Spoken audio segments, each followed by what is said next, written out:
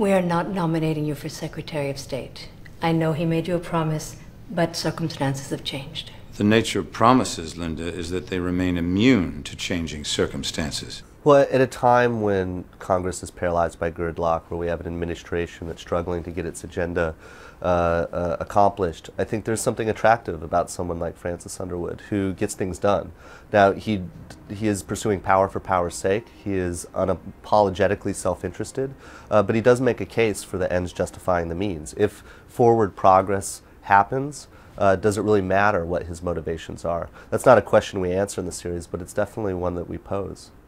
He's not someone that binds himself to any particular ideology or code of ethics, but that doesn't necessarily make him immoral in his own mind. And my job as a writer is to put myself in his shoes. He's a pragmatist, he's a realist, he's someone who wants to accomplish things. And every choice he makes in his private life is actually feeding into something pragmatic in his public life.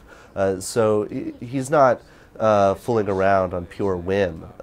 Everything is calculated, or at least trying to create the opportunity to take advantage of a particular situation. So you know, we have plenty of examples in recent and distant political history of people doing naughty things, getting caught for it, and it reflects poorly perhaps on their character. But I think we have to think about these things more like a spectrum in terms of what is pure evil and what is pure good, because neither of those two things really exist. I don't have the data to back this up empirically, but there is a conventional wisdom that Hollywood or show business tends to lean more towards the liberal side. And there was some thought that if we had made Francis a Republican, it would seem as though we had a political agenda, which we don't. It would seem as though we're trying to take pot shots, or that it's too easy. And Francis, while he is a Democrat, could just as easily be a Republican. And especially being a conservative Democrat from the South, that's someone who lives in the middle, who is not bound to ideology in the same way that the extreme left or the extreme right is. And so, you know, there's also a history of these Democrats in the South that I find fascinating.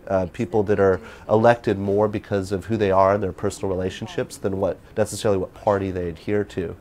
So I think both those things made him being a Democrat an attractive decision.